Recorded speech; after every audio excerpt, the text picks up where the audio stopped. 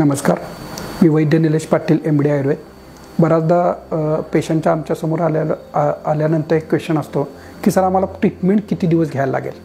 कसं होतं आहे की ॲलोपॅथी ट्रीटमेंटमध्ये 3 महिन्याचा कोर्स, 6 महिन्याचा कोर्स असं एक त्यांच्याकडे कोर्सच्या संदर्भात पेशंट असा बांधलेला असतो किंवा 3 महिन्याची तुम्हाला ट्रीटमेंट घ्यायची आहे। पण आता आयुर्वेदाची सिस्टीम कसं आहे की आयुर्वेदामध्ये थोडं टायमिंग सांगणं थोडंसं म्हणजे थोडंसं परफेक्ट का सांगता येत नाही याचं कारण आहे, कारण जर पूर्ण वंध्यत्व ट्रीट करायचं असेल तर तुमचा शुक्र धातू चांगला व्हायचा असेल तर रस, रक्त, मांस, मेद, अस्थि, मज्जा, शुक्र हे 7 धातू जेव्हा परिपूर्ण त्यांना योग्य पोषण आणि योग्य क्वालिटीमध्ये तयार झालं तर त्यांना गर्भधारणा होत असते।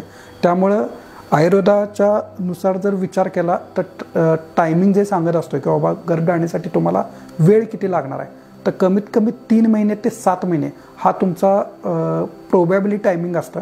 आता हा टायमिंग बदलतं कशावरनं, जर तुमच्या शरीरामध्ये सर्व गोष्टी त्या महिन्यामध्ये ते धातू बदलायचं जर होत गेलं तर तुम्हाला एक 3 ते 7 महिन्यामध्ये नॅचरली गर्भधारणा होते।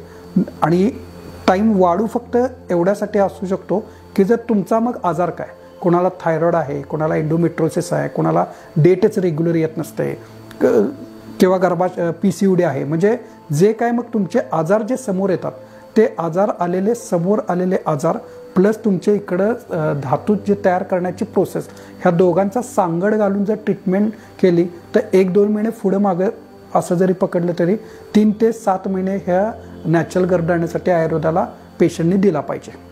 धन्यवाद।